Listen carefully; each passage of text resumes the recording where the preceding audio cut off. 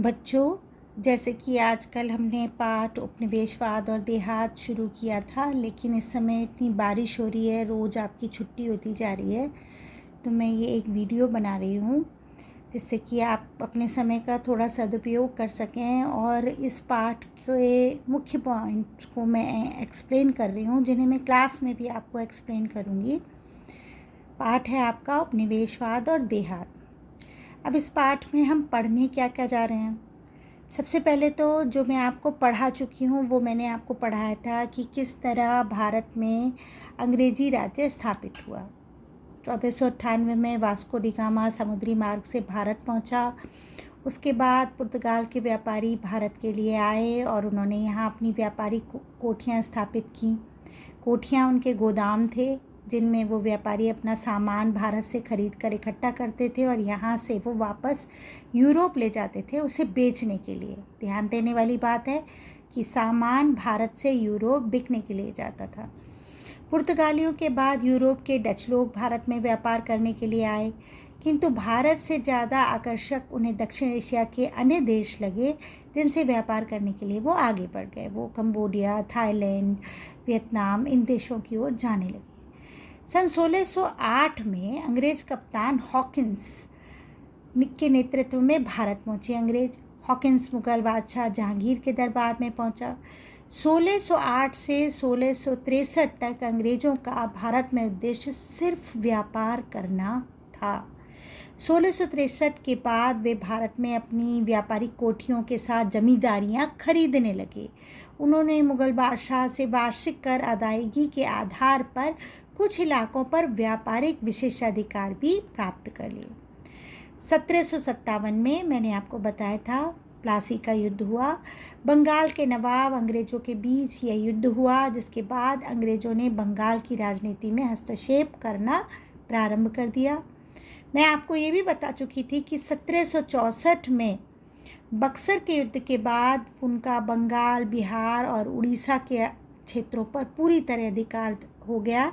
इसके अलावा उन्होंने अवध प्रांत पर भी अपना अधिकार जमाना शुरू कर दिया। 1765 से अंग्रेज अपनी नीतियों से भारत के अलग अलग क्षेत्रों पर कब्जे जमाते गए। 1765 से 1857 तक भारत में जो अंग्रेज शासन रहा उसे हम ईस्ट इंडिया कंपनी के शासन के नाम से जानते हैं। और जो सर्वोच्च अधिकारी उस समय हुआ करते थे ईस्ट इंडिया कंपनी के गवर्नर जनरल, जो कि भारत में ब्रिटिश शासक हुआ करते थे। 1857 के बाद ब्रिटिश गवर्नमेंट ने डायरेक्ट अपने हाथ में रूल ले लिया और 1857 से 1947 तक का समय जो है वो ब्रिटिश रूल के नाम से जाना जाता है। और उस समय जो भारत के शासक थे वो वाइसरॉय कहलाते थे। उपनिवेशवाद क्या है यह भी हमने पढ़ा था, कक्षा 9 में भी पढ़ा, 10 में भी पढ़ा। जब किसी एक क्षेत्र को किसी दूसरे देश द्वारा कब्जा लिया जाता है और उसका आर्थिक और सांस्कृतिक, सामाजिक हर प्रकार का शोषण किया जाता है, तो इसे हम उपनिवेशवाद कहते हैं। मतलब एक देश दूसरे देश पे कब्जा कर लेता है और उसके बाद उस कब्जे के बाद वो उस इलाके पर अपने तरीके से शासन चलाता है।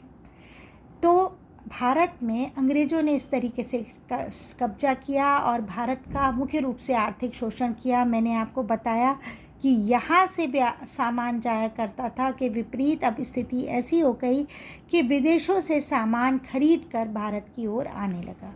इस स्थिति की शुरुआत कैसे हुई, इसको जानने के लिए हमारे पाठ उपनिवेशवाद और देहात से हमें बहुत सहायता मिलती है। हम इसमें व्यापार के बारे में नहीं पढ़ेंगे, हम इसमें पढ़ेंगे कृषि राजस्व के बारे में कि हमारे यहाँ किस तरह अंग्रेज राजस्व व्यवस्था को चला रहे थे।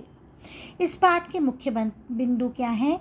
इस पाठ में हम बर्दवान की जमींदारी नीलामी की घटना के बारे में पढ़ेंगे। ये मैं आपको बता चुकी हूँ, अब फिर बताऊँगी। इस पाठ में हम स्थायी बंदोबस्त यानी इस्तेमरारी बंदोबस्त जो कि कॉर्नवालिस द्वारा लागू किया गया उसके बारे में भी पढ़ेंगे। फिर जमींदार राजस्व क्यों नहीं चुका पा रहे थे, क्या कारण थे, राजस्व की दरें ऊंची थी, सूर्यास्त कानून क्या था, जमींदारों को जो बाकी अधिकार थे वो कैसे कम कर दिए गए और इसने कैसे प्रभावित किया, ये भी हम पढ़ेंगे। राजस्व अधिकारी अमला कौन होते थे, कैसे वो जमीन के किसानों से राजस्व वसूलते थे, और फिर एक नई शक्ति के रूप में उभरे कुछ अमीर किसान जिन्हें कहा गया जोतदार। जोतदार वे किसान थे जिनके पास ज़्यादा ज़मीन थी, उन्होंने व्यापार करना भी शुरू कर दिया था, वो अन्यों से अनाज खरीद के उस व्यापार करने लगे थे। वे महाजन का काम भी कर रहे थे, वो गांव के किसानों को उधार आदि दिया करते थे। तो ये गांव के शक्तिशाली निजी भूमि रखने वाले किसान थे। जोतदार जो कि जमींदारों के अगेंस्ट एक बहुत बड़ी शक्ति के रूप में उभर रहे थे। बहुत से जोतदार तो जमींदारियां खरीद लिया करते थे और बाद में खुद जमींदार बन जाते थे। जो ये नीलामी की घटना थी, वास्तव में ये एक तरीके से प्रतिरोध का तरीका था, और 1793 से 1801 के बीच हमें ऐसी नीलामी की अनेक घटनाएं देखने को मिलती हैं। उसके बाद आती है ईस्ट इंडिया कंपनी पर अंग्रेज सरकार द्वारा बनाई गई 5वीं रिपोर्ट।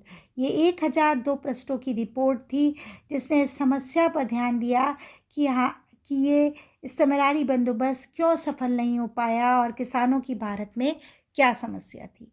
इसी पाठ में आगे हम कुदाल और हल का संघर्ष, यानी पहाड़िया लोग जो राजमहल की पहाड़ियों के आसपास रहते थे, झूम खेती करते थे और रेगुलर खेती नहीं किया करते थे, जो अंग्रेज़ों का सहयोग नहीं कर रहे थे। जब अंग्रेज राजमहल की पहाड़ियों के आसपास के जंगलों को काट कर खेती की ज़मीन को बढ़ाना चाहते थे, तो वो पहाड़िया लोगों ने इनका सहयोग नहीं किया। वो राजमहल की पहाड़ियों के और अंदर चले गए, जबकि संथाल लोग जो बक्सर के इलाके से यहाँ लाए गए और इन्हें एक स्वप्न दिखाया गया कि इनकी अपनी ज़मीन होगी, खेती बाड़ी करेंगे, स्थायी रूप से ये रहेंगे। लेकिन बाद में इन संथालों ने देखा कि वास्तव में तो उनका कोई स्वप्न लोग यहाँ सत्य नहीं हो रहा था। अंग्रेज, महाजन, जमींदार सभी उनको लूट रहे थे। तो सिंधु माझी के नेतृत्व में 12 मई 1800 सिंधु माझी के नेतृत्व में इन्होंने विद्रोह कर दिया। उसके बाद हम दक्कन विद्रोह पे चलेंगे। दक्कन विद्रोह 12 मई 1875 को भारत के दक्कन यानी गुजरात और महाराष्ट्र के क्षेत्र में हुआ। यहाँ बही खाते जला दिए गए, साहूकारों पे हमले किए गए। यहाँ जो लगान व्यवस्था लागू थी उसका नाम था रैयतवाड़ी व्यवस्था, जिसमें कोई जमींदार नहीं था, सीधे किसानों से कर लिया जाता था। इसी समय जो ये दक्कन विद्रोह का एक रीज़न था वो भी हम डिस्कस करेंगे कि कैसे 1861 में अमेरिका में गृह युद्ध हुआ। भारत से जब अमेरिका में गृह युद्ध हुआ तो ब्रिटेन की एजेंसीज़ को वहाँ से कॉटन मिलना बंद हो गया।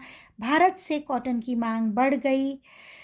भारत से जब कॉटन की मांग बढ़ी तो भारत के दक्षिण में साहूकारों ने कर्ज दे देकर किसानों से आसान किस्तों पे कर्ज देकर, आसानी से कर्ज देकर उनसे कपास उगवाई और इस कपास का वो व्यापार करने लगे।